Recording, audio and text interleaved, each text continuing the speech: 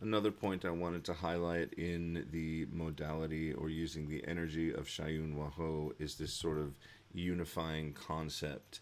Uh, it always comes back to the one, in so many traditions. I'm not even going to name the various traditions because you can just find it everywhere, whether it is returning, well, I guess I'll have to name some of the traditions, whether it is returning to God source or whatever, um, becoming one with the Tao, even in Taoist practice like Neidan and stuff like that, you have this sort of returning to the sacred child, the sacred fetus or whatever, the embryo, I think it's called, the golden embryo too. Sometimes the golden elixir is thought of as this sort of unifying energy. When we talk about energy, it might be characterized one way as an elixir. When we talk about it as a being that you are cultivating, it may be spoken of as a child or embryo, that kind of thing that you're nurturing, and that becomes this unified being. There are so many traditions that will talk about this concept of unification, and usually it is through personal work, meditation, energy work, and all of this stuff that this thing can happen. I want to put it out there that energy work with a an external, substance or energy that has been cultivated spiritually by traditions for thousands of years is a good candidate for a new tool in this new age to use for this very thing. For me, it always has come down to Taoist cultivation practices because that's what I've mostly been focused on for my spiritual journey, besides some other stuff. The Toltec stuff as well, because of this energy that I was given, but also it is energy, and the way I frame and work with energy has always been in a Taoist sense.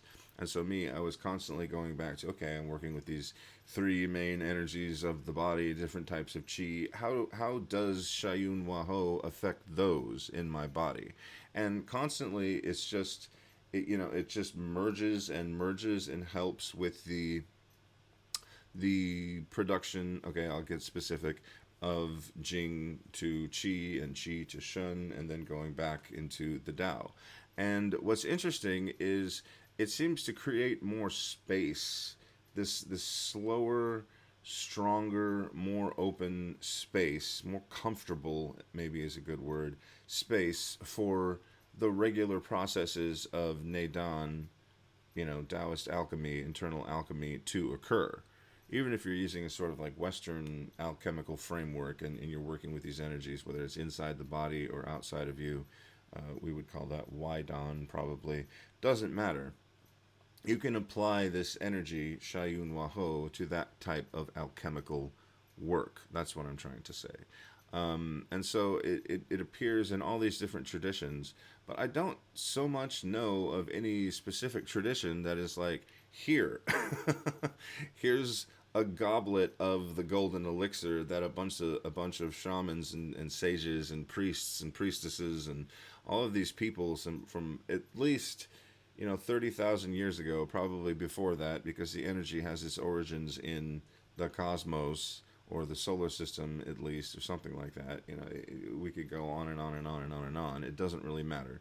Um, that they have been using for these same purposes, for unification, for expanding their consciousness, for expanding their energy bodies, and grounding way further into the earth than you could ground without some type of cultivated energy. Here, go ahead and drink it.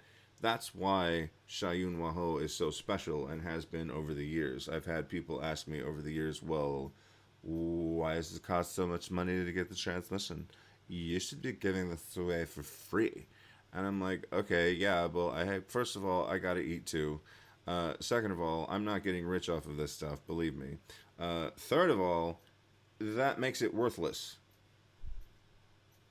In today's value system, that makes it worthless. And I don't like putting things in that framework, but sometimes we have to. You know, it's not worthless. This is an ancient tradition without a tradition attached to it.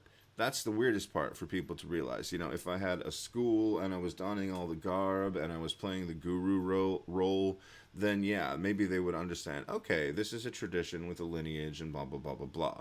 The lineage is not traced. It's out there. It's gone in its own sense.